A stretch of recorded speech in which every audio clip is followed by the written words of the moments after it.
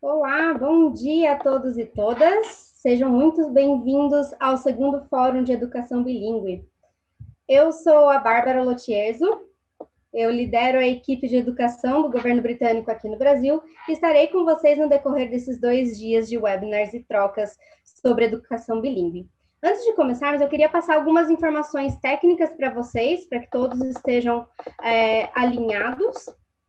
Algumas das falas dos nossos palestrantes serão em inglês, mas vocês conseguem acessar em português através da tradução simultânea na opção Interpretation embaixo aí da sua tela. É só mudar a opção para português ou English conforme a sua preferência.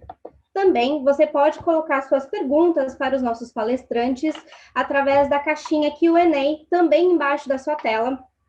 Ao fim de cada painel, nós teremos um momento para perguntas e respostas, trocas, e, por favor, queremos que essa seja uma sessão super interativa. Deixem seus comentários aqui no chat, a gente está acompanhando, tanto eu quanto os palestrantes, e a gente traz aqui para a conversa alguns dos comentários também. Essas são algumas informações gerais. Qualquer problema, se não estiverem me ouvindo bem, podem mencionar aí no chat também, que a gente está de olho. O segundo Fórum de Educação Bilíngue é uma atividade promovida pelo governo britânico aqui no Brasil, faz parte das nossas atividades, é uma prioridade para a gente essa agenda, e hoje contamos com o apoio da Necta para que a gente possa entregar essa série de webinars. Agradeço muito a todos os nossos apoiadores e palestrantes e todas as instituições que estão aqui conosco. Eu imagino que vocês estejam tão animados quanto eu para as conversas. Nós temos temas muito interessantes no decorrer do dia de hoje e amanhã também. E eu espero realmente que a gente possa se conectar e fazer essas trocas nesse novo universo online. Para que a gente possa começar o fórum em si, eu convido o Martin Wally, que é o diretor de comércio do Reino Unido aqui no Brasil, para dizer algumas palavras para vocês. Passo para você, Martin. Obrigado, Bárbara. Bom dia a todos. Bem-vindos à segunda edição do Fórum de Educação Plurilíngue. Sou Martin Wally, diretor de comércio no Consulado Britânico aqui em São Paulo, onde estou agora. Tenho um dia de sol aqui em São Paulo, finalmente. Ano passado estávamos juntos em São Paulo pela primeira edição deste Fórum e esperamos que logo podemos voltar ao nosso novo normal, né, depois dessa pandemia. Então, gostaria de agradecer a presença de todas. Estamos muito felizes em poder contar com um público tão qualificado e diverso. Para nós, eventos online têm sido uma ótima alternativa para ampliarmos o debate e contar com participantes de todas as regiões do Brasil.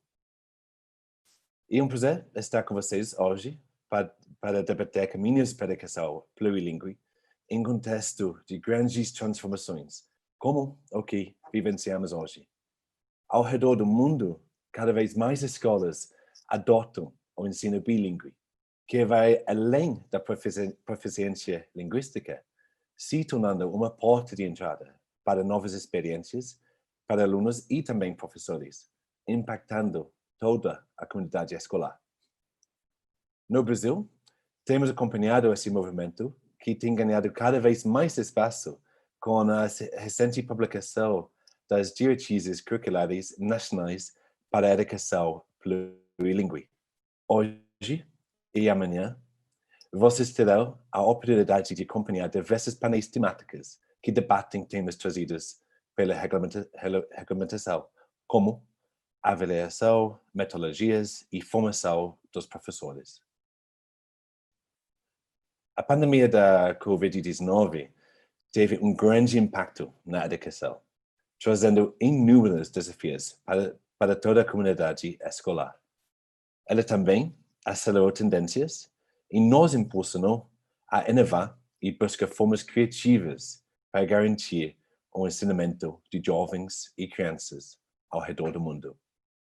Nesse sentido, o Fórum de Educação Bilíngue se propõe como um espaço de compartilhamento, de troca de experiências e de boas práticas entre o Brasil e o Reino Unido, a fim de se garantir a qualidade na educação bilíngue nos mais diversos contextos.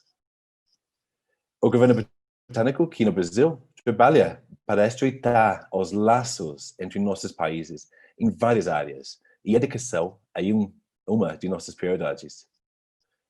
O Reino Unido já tem vasta experiência em educação, incluindo educação bilíngue e ensino de língua inglesa, apoiando diversas organizações educacionais ao redor do mundo em seus projetos. As organizações britânicas participantes do Fórum vão compartilhar com vocês algumas dessas histórias de sucesso. Agradeço novamente a presença de todos vocês, em especial a presença das diversas organizações britânicas que vão falar sobre sua experiência durante os 2 dias de evento, incluindo Cambridge, British Council, Evidence-Based Education, NIL, Bell English, BKSB, Mangahi, Oxford University and Pearson. Bem, sem mais delongas, gostaria de dar início ao segundo Fórum de Educação Bilíngue e convidar o Rupert Daniels, que é diretor da área de educação do governo britânico, para dizer algumas palavras também. Rupert, vou passar o show para você. Obrigado e excelente evento a todos. Obrigado, Martin.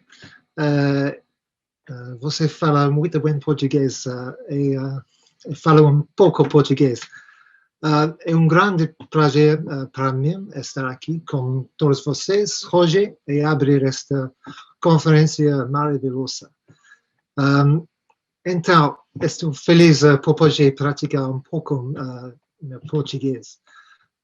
Sou o diretor responsável pela educação internacional no DIT e anteriormente fui o diretor de marketing global da Cambridge University Press, onde fui responsável por ajudar a desenvolver nossa oferta de educação bilíngue. Olá aos meus ex-colegas na chamada hoje. Bom te ver. Então, agora, vou mudar para o inglês. So, hello everybody. Great to be here in what is a new role for me, having spent about 8 years working with Cambridge University Press and with colleagues at Cambridge Assessment and the new Cambridge as it will be one, and spent a lot of time in Brazil. It's a wonderful country, and it's where I learned some of my Portuguese.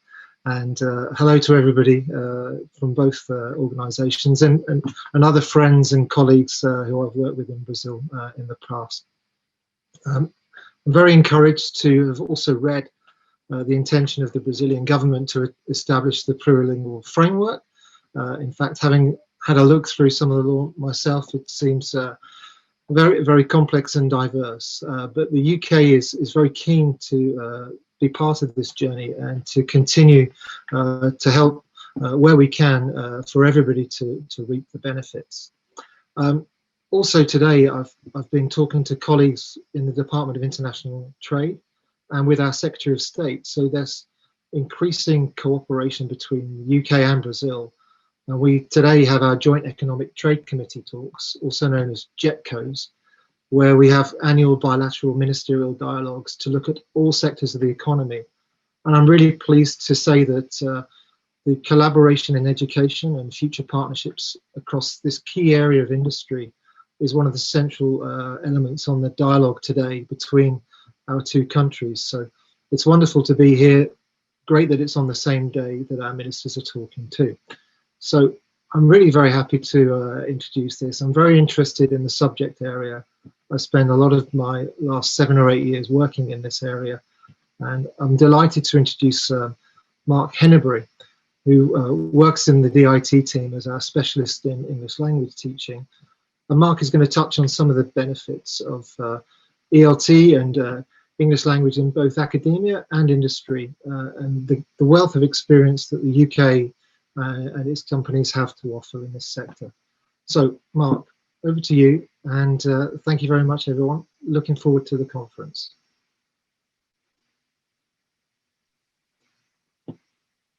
Thank you, Rupert. Good morning, everybody. It's always a real honour for me to represent the UK ELT sector on behalf of the British government, but it is actually very easy for me to present and promote how fantastic our schools, our colleges and universities are in teaching English to students from all over the world, and how innovative our publishers and edtech companies are, and how adaptable our assessment organisations are, because it's all true. And there are many reasons why the UK has developed such strength and expertise in this sector.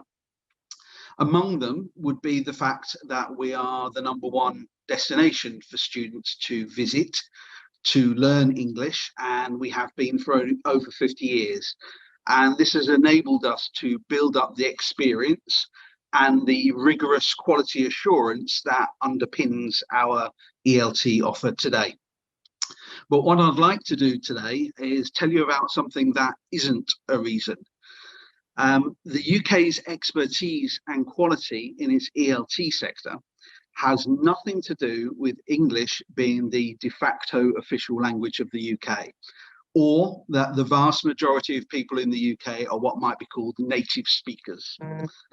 It's been a long-held and widespread myth that native speakers are the true experts of the English language, whether that be in terms of their lexical range, born as we are quoting Shakespeare, or their natural mastery of complex grammar, or their eloquence of pronunciation. I want to make a very clear statement for our audience that's watching today. Brazilian teachers of English are the best at teaching Brazilian students. They know the local context. They know the interests and the motivations of their students. They know the challenges of learning English and the ways to connect it with your own language. Now, your teachers might need support with raising their confidence and communicative ability in English, and our institutions can help with that. They might need support with pedagogical approaches to teaching English, or teaching subjects in English, to develop a wide range of teaching tools to draw upon to support students, and the UK can help with that too. They might need support with high quality resources, assessments, quality assurance, blended learning, continuous professional development, all of which the UK can support Brazilian institutions with. Now, the bilingual and plurilingual ambitions of the Brazilian government are a great step forward, and the UK's ELT sector is ready to support in any and every way that we can. But be sure that the depth of our expertise and our experience and our quality goes far beyond the fact that we are a native English-speaking country. I'm very much looking forward to the sessions today, the sharing of ideas and expertise, and the excellent speakers and professionals that have come together at this event. I wish everybody involved every success at this event and in future partnerships. And wherever you are in the world, I hope you're safe and well, and that you enjoy the next couple of days. Thank you very much.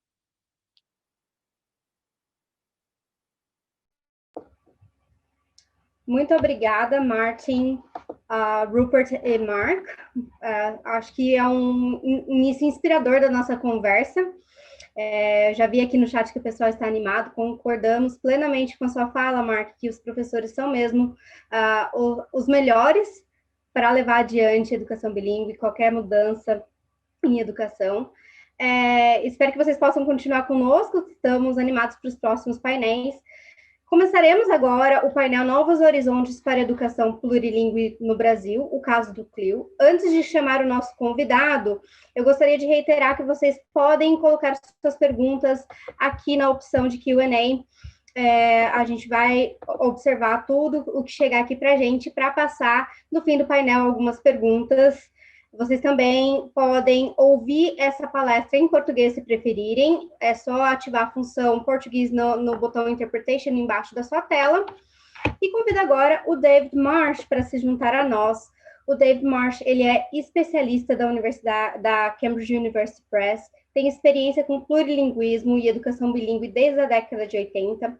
Atualmente, ele reside na Finlândia e tem vasta experiência em desenvolvimento e capacitação de professores, pesquisa e consultoria em diversos países. Ele foi parte da equipe que fundou os trabalhos que deram início à criação do termo CLIL, em 1994, e no momento lidera um grupo de pesquisa internacional que examina o impacto do plurilinguismo na criatividade. Vale mencionar também que entre 2008 e 2010, o David foi diretor de estratégias da CCN Europa, trabalhando com diversas iniciativas de desenvolvimento educacional e de pesquisa na União Europeia e no leste asiático. Hi, David.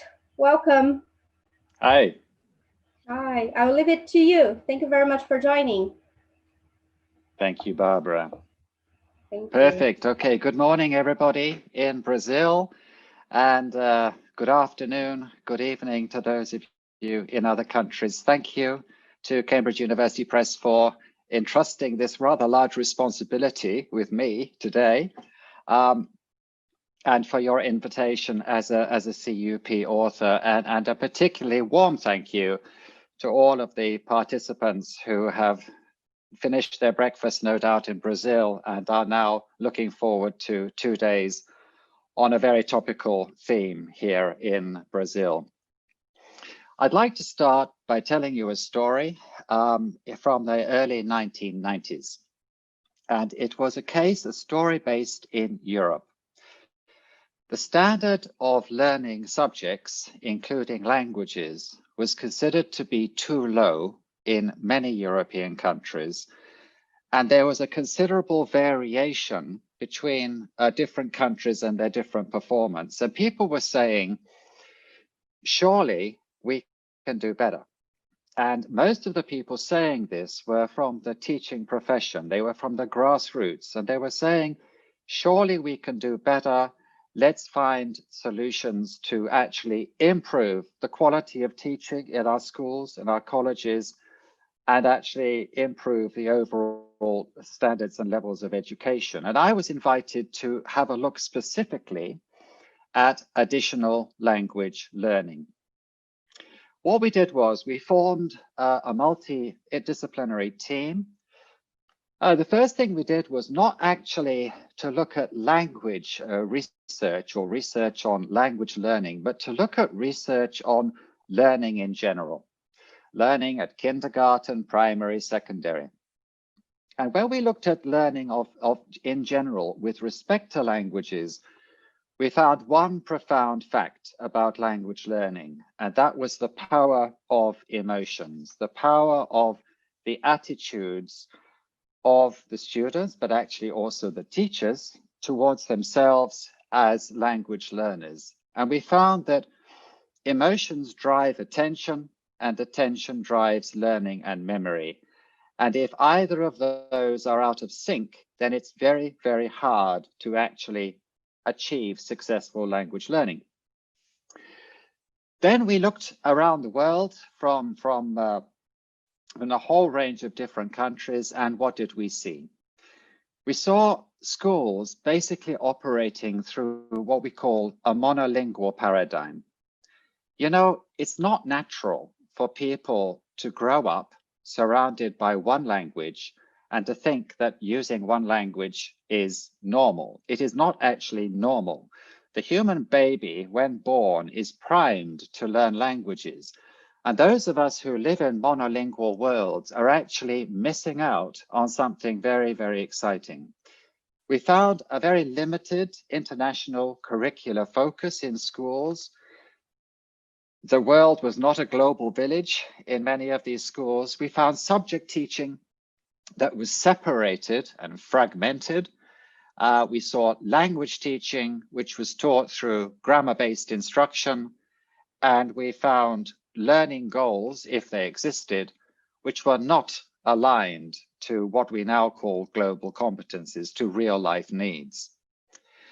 Now, in conjunction with the European Commission and in conjunction with grassroots and research bodies and so forth, we looked at what do we need in our schools to make them successful, not just in learning languages, but in learning across the curriculum. And our answers were, we need to see schools operating through a multilingual paradigm. There should be an embedded international curricular focus. Subject teaching should remain separated but partly integrated. Languages should be taught through integration, and learning goals should be aligned to global competencies. So then we're still in the early 1990s. We move forwards. And at this point, we looked at successful examples where people were learning languages. And I'm talking about a broad cohort of people, not just those who are, particularly good at learning languages, from Canada to Korea, from the Americas to Australia. And we looked at all these variants. And what we found was that there were certain commonalities. And our mandate, rather like the topic that we have today in Brazil, was how can we migrate success, which may be found in a school, a region, a country, how can we bring that into widespread use to achieve widespread success? But our journey continued. We looked at innovation in Europe, in particular, and as in Brazil, in Europe, we have superb schools, we have superb systems, and we also have a tendency, though, to focus on the problems and not so much at the successes. So we looked very much at the successes that were already being achieved in language teaching in European classrooms.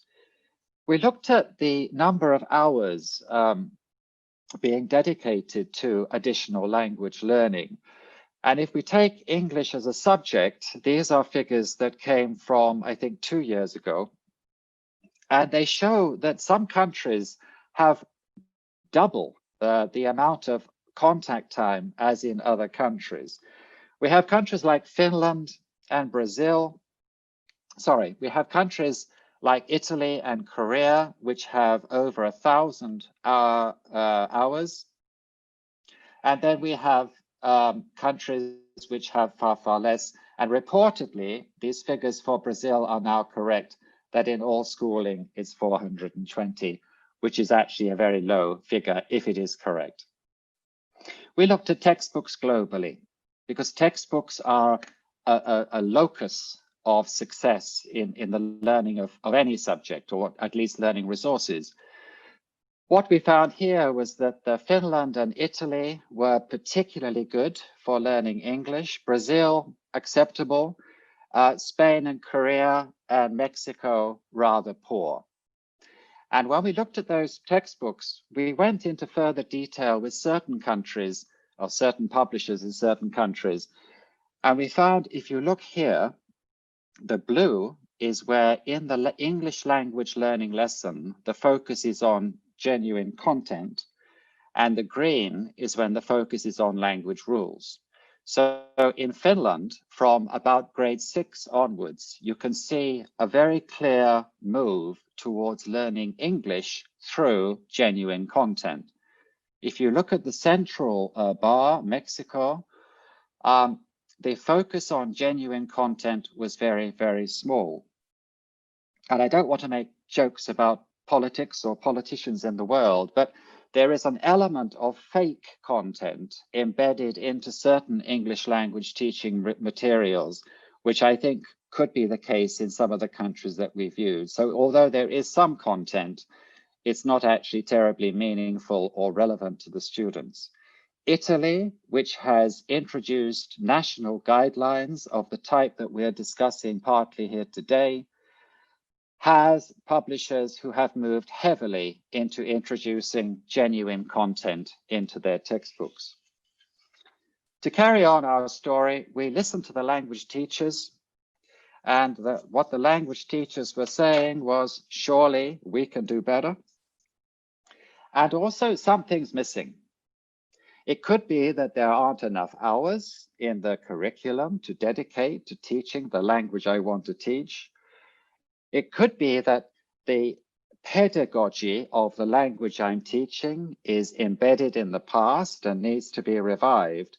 But it was quite clear that somehow the language teachers were feeling isolated and were looking for ways of creating fusion within the schools to improve the overall outcomes. Finally, we looked at the students, and we looked at the researchers who for many years have told us, such as Stephen Krashen and others, about what is necessary to achieve language learning when you when you want to achieve widespread success. And that is a question of building the self-confidence, developing the self-esteem, having motivation to belong to a group that is actively using that language, which could easily be a group in Brazil. It doesn't need to be a group in Australia if one is learning English. And most importantly, I think out of these, well, most importantly, self-confidence, but the second most important, instrumental motivation. It's to actually be learning a language to accomplish a task. After 3 years, we made a decision.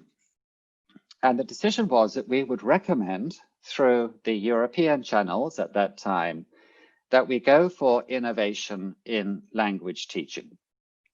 And that this would involve renewal. It would not involve inventing something new. It would involve a new action, and it would be chaotic, because by definition, positive innovation is not actually very often very tidy. So we decided to go for innovation through integration. And by integration, if you think of baking a cake, we're talking about taking good ingredients that may already exist, that we may already be using very successfully, but bringing them together in a different way, at a different time, with different possibly temperature, and mixing them in a different way. What we said was, if you want to maximize social equity, if you want to give more young people better opportunities to learn languages, if you want to demystify the argument that language learning is difficult and is only really achieved by certain young people, then you need to look very carefully at how you bake the cake. And there are solutions which we have brought from the success stories we had found around the world. And that led to us to say, yes, the key here to go the next step in successful language teaching. And if I think of English language teaching, the last major revolution was probably back in the 1970s, when communicative language teaching was developed. If you want to go the next step, we will develop language learning, which is primarily content-driven. This led us to look at how could we blend learning a language with parts of other subjects. And how can we do this in a way which works? And how can we do this in a way where neither the language learning nor the content learning suffer, but where the fusion of bringing learning something in another language actually achieves success?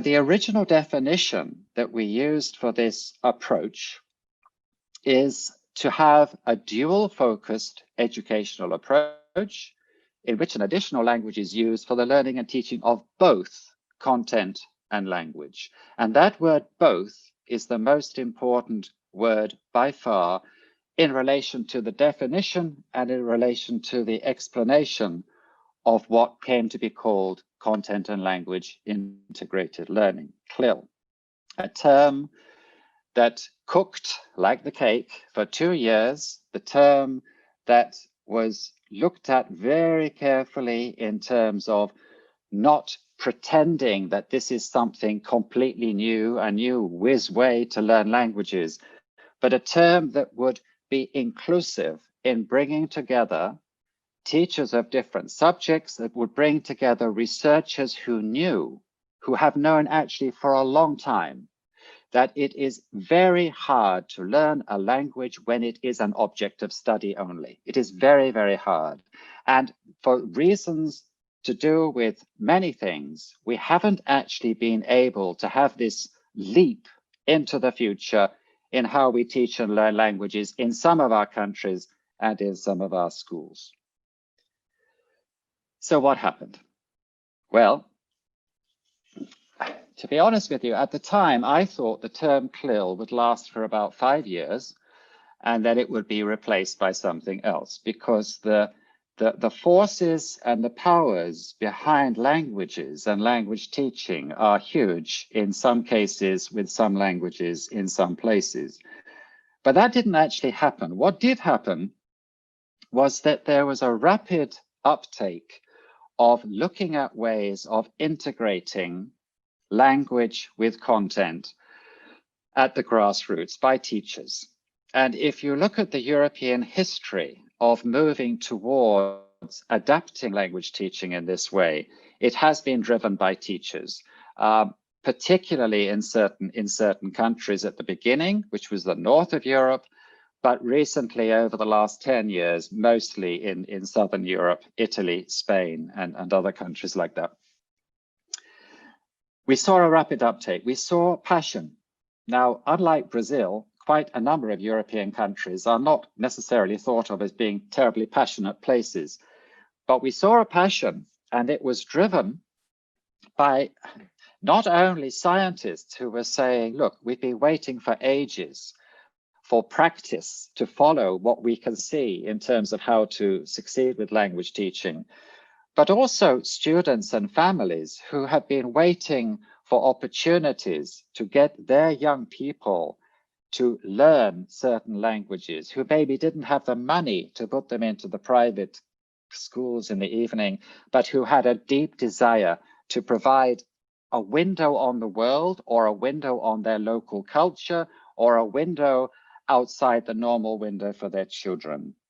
We saw fear, particularly from the professions, quite a lot of resistance from subject teachers and from language teachers who feared that this would upset the status quo, that it would be something that would make the situation less comfortable and would change the normalcy of the time. A lot of popularity in terms mainly coming from parents and students, certain degree of false identification, as CLIL, as it was known in English, became popular, then certain enterprises would try to latch onto it by putting, for example, taking a same old textbook and sticking, CLIL special, for CLIL, CLIL safe, CLIL sensitive, I don't know, all these terms on the front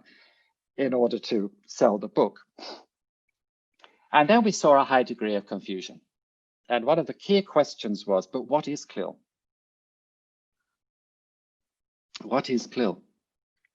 And 25 years later, a lot of people are asking, but what is CLIL? Perhaps that's for another presentation. But these issues are significant because they need to be addressed in one way or another. The English language industry resistance was quite profound. And it led to the development of something that they call EMI, which is English as the medium of instruction. And that was to continue as normal with, if you want a school to be international, if you want to improve language teaching, then you need to have what the gentleman mentioned earlier. You need to have native speakers, essentially, who come in to teach, or you simply change the language of learning. So, for example, if I want to teach something from chemistry in English in Brazil, and it's the periodic table, I will come to class and I will teach it using the same kinds of methods and the same approach that I would teach the periodic table in Portuguese. It's essentially a monolingual method. For those focused on plurilingualism, they were looking more at using CLIL, which we can call a bilingual method or bilingual methods. So CLIL methods are specific to teaching in an additional language because those contexts are not the same as those in which we might be teaching and wanting to teach through a monolingual method. So this thing became very popular, and it wasn't owned by anybody. It wasn't controlled by anybody.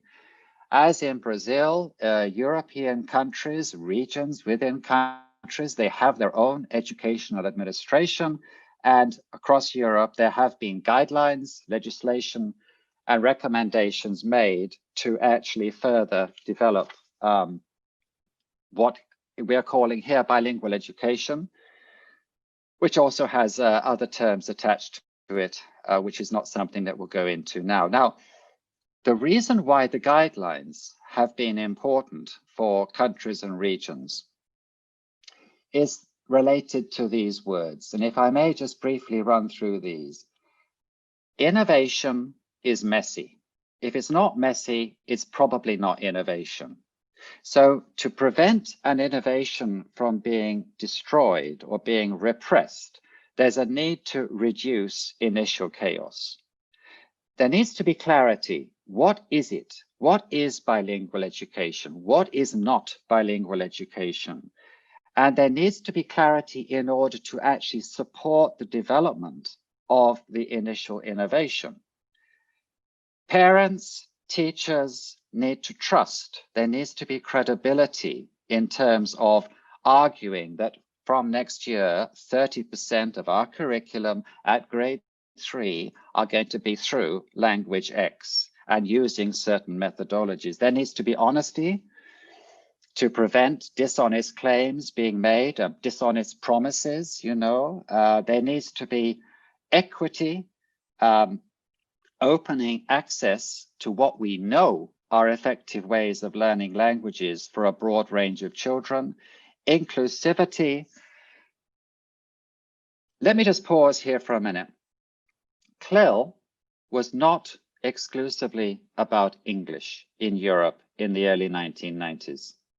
This is something that people sometimes think and say, but I can assure you it was not. It was about teaching mainly national languages at the beginning, but after 10 years, because the methodology was clearly so successful for learning languages, it then became a major interest for those involved with heritage languages, minority languages, and other languages. We have some 270 languages in Brazil. Then inclusivity is a major factor in looking at how we teach languages, how we bake the cake, in what way, when, and at what temperature. Guidance, using certain methods. We're talking in your regulation about your guidelines about translanguaging, guidance on methods, well-being, ensuring that what is being proposed is in the best interests of students and their families, recognition, formalizing the innovation, because innovation can be a wonderful thing and it takes place all over the world. But if you want to cascade it, it needs some degree of formalization and timing, balancing the time needed for the innovation to grow. So these are some of the benefits from guidelines that have been produced for forms of bilingual education using bilingual methodology, which CLIL is a term which is used to describe those kinds of bilingual methodologies. We have cases, a few cases I'd like to take you for a quick trip around the world. Mexico recently using CLIL with 15, 16-year-olds to de-school their earlier negative experiences with English. Very interesting projects, very successful. Spain, as I mentioned earlier, has been very, very active in adopting CLIL, known as ICLE in Spanish, because of needing to turn around the very poor results coming from learning not only languages like English, but also regional languages and heritage languages and national languages. So Spain has been a major pioneering force in changing how we teach language to make it more meaningful. Ireland, strengthening Irish as a national language has been a very big move over 15 years. Finland, using teaching through another language to develop global competencies has been a major goal. Brazil, developing immersive and interactive learning experiences to fill the gap where the subject teacher doesn't feel that they have the confidence to use the English to teach the periodic table, and the language teacher feels they don't have the knowledge of the chemistry to teach the periodic table, and developing digital solutions for this. Italy, building competences for future academic study and working life so students can leave school and study in universities around the world. Kazakhstan, a major push on using CLIL to develop trilingualism amongst the whole population. Australia, promoting effective language learning pathways in a country where there's quite a lot of resistance towards learning any language other than English, amongst other countries. Ladies and gentlemen, CLIL was an umbrella term. It was an umbrella that brought together core bilingual methodologies, but that these methodologies could be used in different contexts for very different reasons. The power of CLIL is in the way it is like an open source platform. And the reason why CLIL is criticized is because sometimes people will focus in on one way it's being used and find reasons to complain. But that criticism is very, very light considering what a major movement this is globally, because it's actually very hard to criticize the different variants and the different models which are occurring around the world. And in Brazil, in your huge country, there are a whole different range of models that may be very different. They may be using different languages, but they will have in common bilingual methodologies. If they don't, they will not work with the bulk of the children in your care and in your responsibility. Colombia's bilingual Colombia was originally set up to overcome the English language learning deficit and to restart the use of English. The use of CLIL in Colombia has been quite moderate. It's mostly in Colombia what we've seen is a big shift towards accelerating or increasing English language teaching as it is. So we have variants now. So what now? We've seen 25 years of the move towards teaching genuine content through English. We have seen cases where it has succeeded and cases where it has failed. We have seen a profound shift in education because integration of a language with content is not unique when you look at high-performing educational systems. You don't develop the subject of environmental science, which is the most important topic for every single human being in the world at the moment. You don't create a new area called environmental science and curriculum and textbook and teach it. You blend certain things from biology, from chemistry, from geography, and you create this new learning experience. Integration, STEM, STEAM, integration is happening all through the curricula of advanced educational systems and advanced schools. Integrating language with content is just one example of a wave that is happening at the moment, which is basically related to the need to accelerate the quality of schooling in our countries and to prepare young people for a very complex world in which they need certain skills. For those of us who complain about bilingual education, and in some countries, this is a politically hot issue. And it's one reason why we did not use the term bilingual when we developed the term CLIL. We did actually, originally, we called it mainstream bilingual education. But we had to stop using that because the word bilingual is loaded. It's understood in very different ways in different parts of the world. So we went for the more sort of neutral content and language integrated learning. There is a profound value in plurilingualism for our societies and for our individuals. Monolingualism and monolinguals are at a disadvantage compared to those who know more than one language, but crucially, it's not just knowing the language, it's for those people who have an opportunity to think in the language. And it's at school where we have now an opportunity to develop the opportunities to develop thinking through another language in order to bring about the benefits that we know and that we can see are happening. It's part of our natural ecosystem. And if we go for monolingualism, or if we continue to spend, as in some of the countries we looked at earlier, Korea, for example, 1,000 hours teaching something which does not work, then it is profoundly painful. So it is time to move on and to look very carefully at not only how can we introduce this innovation.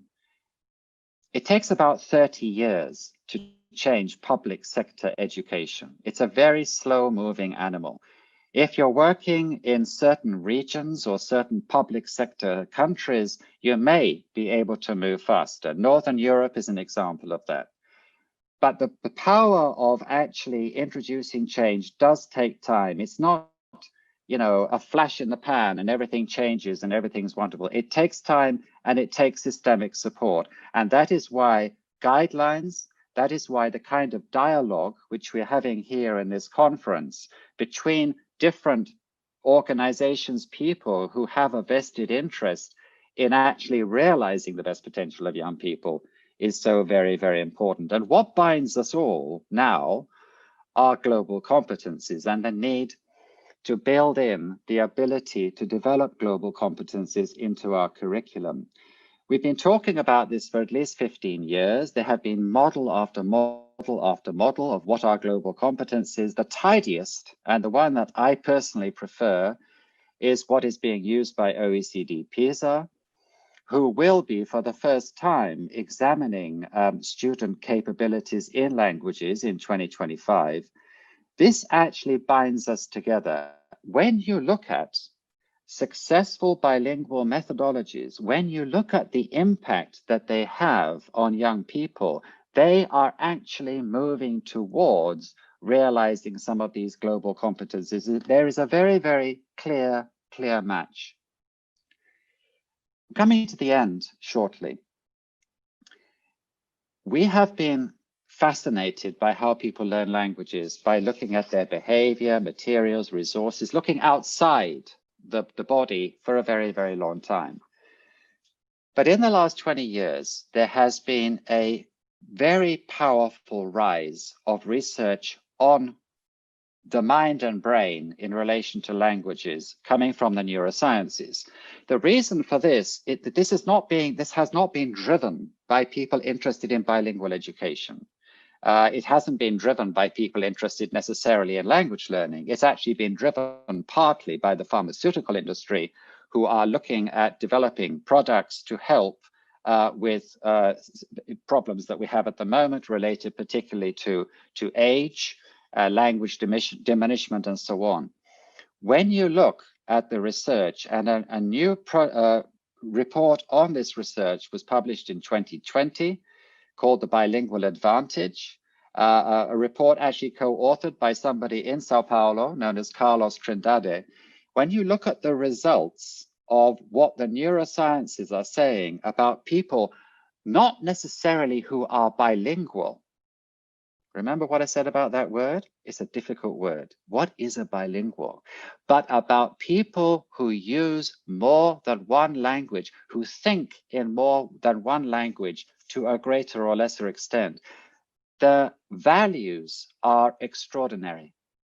They're not something to be talked about now. You can see this document if you so wish. It's in Portuguese, it's in English and other languages. But the value of offering families and students an opportunity to learn through more than one language in a school is now being powerfully evidenced by research which comes from an altogether different perspective. Things take time, and as a community, we cannot be isolated. Language teachers have done an amazing job, especially in respect to the teaching of certain languages. We have CLIL, which has been used as a methodology in countries which have revived languages which were in danger of dying out. We have CLIL being used for many, many reasons, and we still have people who say, but what is CLIL? And the reason that they say, but what is CLIL, is because they need to work out what they want to achieve and how and in what way. And then at events like this, they need to reach out and find the people who actually have experienced or are experiencing this kind of curricular innovation. To come to an end here, yes, we are going through a shocking crisis, and it will continue for a while, no doubt. Every cloud has a silver lining is a classic phrase in the English language. But under pressure, we usually see what it is that was working well before the pressure came. And hopefully, even during this dreadful, dreadful time, we can think about what we're going to be doing even stronger after the crisis is over. And I would like to just tell you a story, if I may, because we're with Cambridge University Press. So I'd like to tell you a story about Cambridge to finish off here. 1665, the year 1665, Cambridge, London, Oxford were hit by a major shocking pandemic. It was called the Great Plague. And in 1665, Isaac Newton was a student at the University of Cambridge, and Cambridge went into lockdown. And students like Isaac Newton were told, well, you can either stay in college, you can live here with your professors, with your library, with your colleagues, or you can go home and live with your family and your dogs in your garden and your apple trees and whatever. But you need to make a decision now. Mr. Isaac Newton decided to go home. He called that year Annus Mirabilis. He called that year the best year of my life, because by changing his entire sense of normalcy, he found things that he would not necessarily, depending on which story you're listening to, have found if he had stayed in the normality of the sanctity of the university, the professors, the college, the library, and so on, and went on to discover things that have absolutely changed our lives and very quickly became Dr. Isaac Newton and changed history. There is hope after light. There is a wonderful opportunity to talk, to listen, and to share. And I want to thank you so much for this opportunity to introduce the event. I hope it's been interesting. And now we're going to take a pause and open up to see if there are any comments or questions which anybody might wish to raise at this stage. Thank you so much. Thank you, David, for this great presentation. I personally love the last two slides you included here, mentioning that educational change is a process, not an event, and that's something I think we should keep in our minds. There are a couple of questions here. I will put some of them into you. The first one came through from Sibeli Moura. She mentions that Brazil has a wide variety of languages that are not valued for social and economic reasons. However, Brazil is in a moment to expand the supply of English in basic education, being the only time of exposure that students have at language. A very small time, and there is no much immersion. She's wondering if you have any advice to optimize the process and how CLIL would fit into that. And she also mentions that the soft CLIL approach has been dominant in Brazil. What was that, Barbara? The what approach? Soft CLIL. Soft CLIL. Okay. Yeah. Well, look, thank you for the question. You know, the problem with events like this is sometimes the very important questions we have actually take a long time to answer, and that's a very something that I have to try to avoid. I don't believe there is any such thing as hard and soft CLIL. That was created by a publishing agency who wanted to basically capitalize on certain things. It doesn't make any sense to me to be hard or soft. When we introduce learning through another language, whether it is a language that is traditionally highly valued, or whether it is a language that should be highly valued, because when you look at that research from the neurosciences, using that heritage language at home and then going to school to teach in Portuguese should be encouraged, as opposed to what we've done in many countries, which is try to suppress it. When you look at language learning, it has to be either additive or subtractive. English can be a destructive force as an additional language. It can also be an additive force as an additional language. It depends on how you do it. I think that's all I can say for the question. Thank you so much for the question. And apologies if that wasn't entirely detailed. No, thank you very much, David. And I can see that colleagues in the chat, they completely agree with you on your statement about not such thing as hard or soft CLIL. I think it really helps.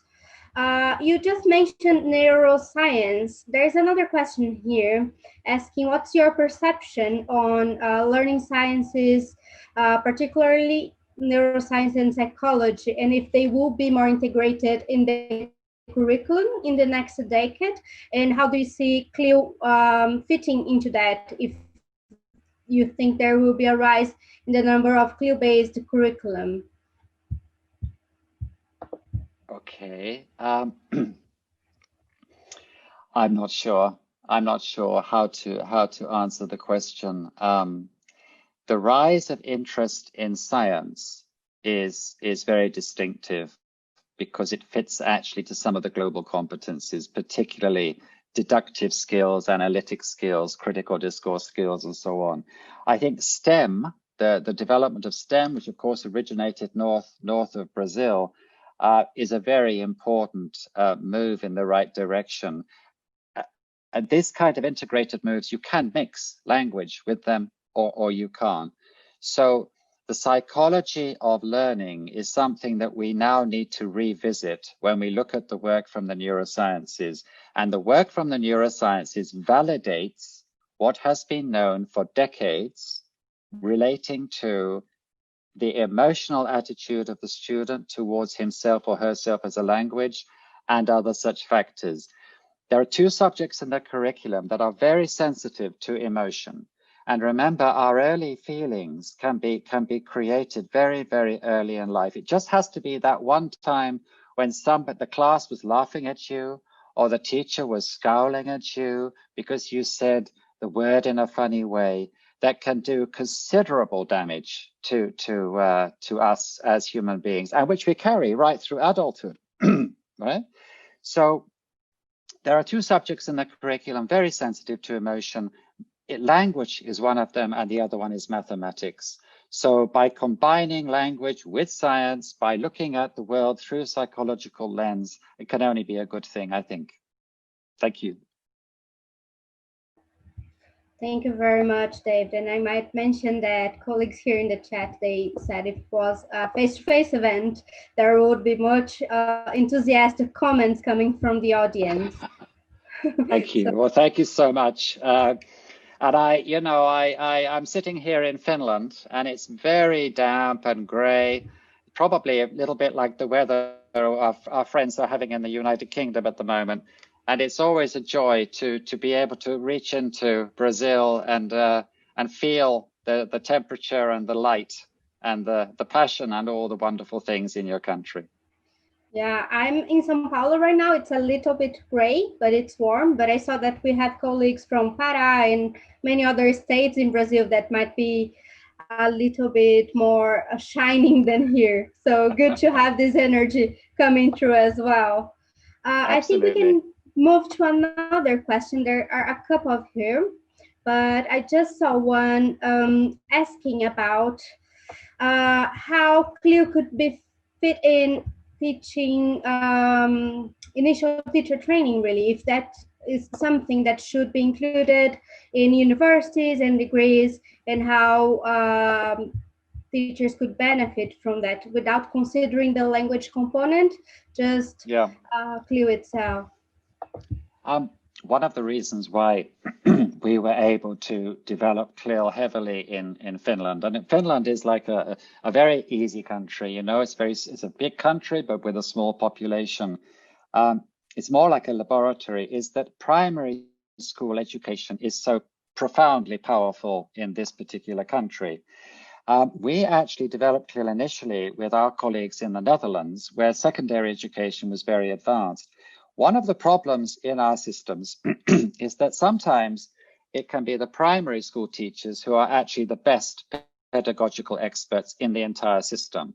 You sort of start with primary with fantastic teaching, and then you move into middle school where it gets a bit shaky. Then you go into secondary level where it gets very shaky pedagogically.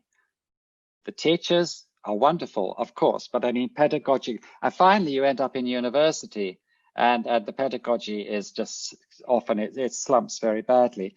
So if we teach bilingual methodologies in initial teacher education, quite a large chunk of those methodologies would apply to good teaching in the first language as well as in the second language.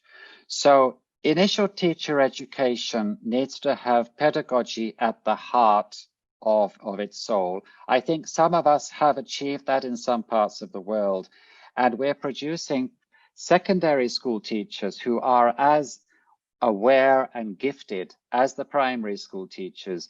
And in some places, we've actually combined the two. So the primary school teacher can teach a secondary, and a secondary teacher can teach a primary to some extent. So I think initial teacher education needs a major overhaul. And I don't know if you would necessarily call it CLIL, but you could certainly talk about integrative modern signature pedagogies, yeah. So Barbara, did you have one more? And ladies and gentlemen, I thank you for your patience. I can't see the chat. I can't even see how many of you had dropped out after the first 10 minutes of my talk, but it's a joy to have those of you still here with us. So Barbara, should we have one more, or how are we doing for time? Yeah. We still have a couple of minutes, Dave, but let's have a really easy question that Mr. Marsh can answer satisfactorily. Let's go for that. But I just wanted to mention that numbers are just increasing from the beginning of your presentation. So I think it's been really enjoyable. That's because they're getting ready for the panel one, the roadmap for schools, which is going to be very exciting. Yeah, I'm looking forward for that one as well. Well, I think I will just bring together a couple of questions we have here, mentioning that Brazil is a large territory, as you already mentioned. There are political challenges when we look into bilingual education in the public sector. But I would ask, what is your advice for teachers and colleagues here with us today that they could either implement CLIL or integrative methodologies to their day-to-day job, and how they can bring this to their reality? I think one of the most powerful successes that we have used in Europe has been connecting teachers new to those teachers who have already advanced down the road. Okay. I said earlier that CLIL and other integrative methods have been largely driven by teachers. If I were in one of the states of Brazil and I wanted to know how to develop CLIL in my school, I would think two things. I would think of communicating with a similar person in another country who has gone down a similar road. So the power of networking is huge. The power of being able to chat with somebody, for example, in a country like Italy or Spain, where these things have been so actively developed, is profound. Similar to talking to people in Colombia, to talking to people in Mexico. I'm afraid it's the Spanish-speaking world usually, or the Italian, but then you can always learn a language whilst you're networking. The other one is to keep it modest. Our educational history over the last 30 years has been full of fashions, things that have come in and people have got very excited about them, and then they've kind of disappeared or something like that. Integrating language with content, it's not a fashion. It's common sense.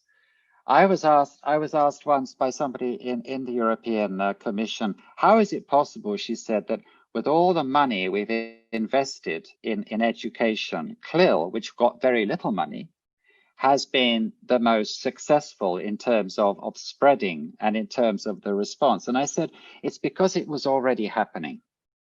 You know, the drive to integrate was already happening. So it is happening. It's out there. If you are somebody who's looking at your career and you're looking at your future life and that you want to be free to choose where you go in your future life, you need to look at this very, very carefully, because you can call it CLIL, you can call it anything you want. The fact is that it no longer makes sense to teach language as an object of study to students because it doesn't work well enough. It needs to be a different way. My advice is take time. And in terms of the guidelines of any country, it's really important that there's an incubator period to enable the innovation to flourish. If the period of time is too short, it will destroy the ability to maximize social equity, because privileged groups may be able to jump fast, but if you really want to maximize the social benefit for the bulk of young people in the country, this cake needs time to bake, you know. And the European drive for CLIL was about equity. It was specifically about equity. And certainly in some of the countries where you can see language has become a commodity, the private sector has expanded, parents are under a lot of pressure to find money to buy successful language teaching, then I think all of us in education who care have a duty to bring the very best to the widest range of children and young people.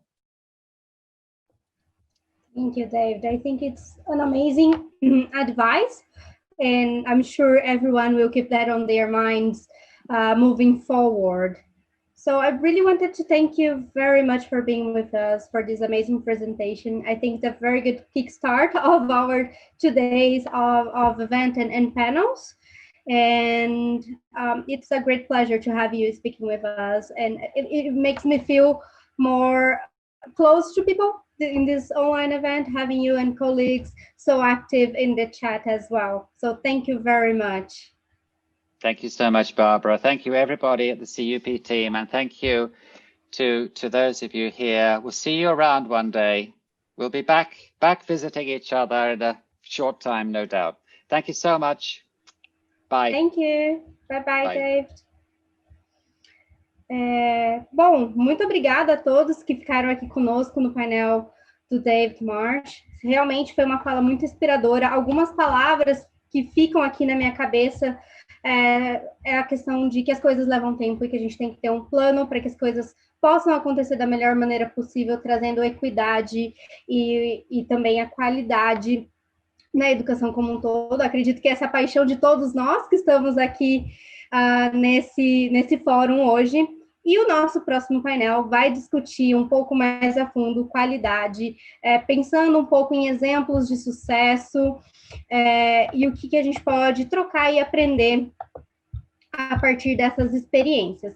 Nós vamos fazer uma pequena pausa, esperando os nossos palestrantes chegarem, também para que todos tenham tempo de pegar uma água, um café, e a gente volta aqui às 10h30 para continuarmos com o painel Qualidade no Ensino Bilíngue, Caminhos para Escolas. Possíveis ser respondidas, algumas delas talvez possam ser colocadas para o próximo painel. Eu vi aqui uma questão, um painel ainda hoje sobre avaliação e o papel da avaliação como ferramenta.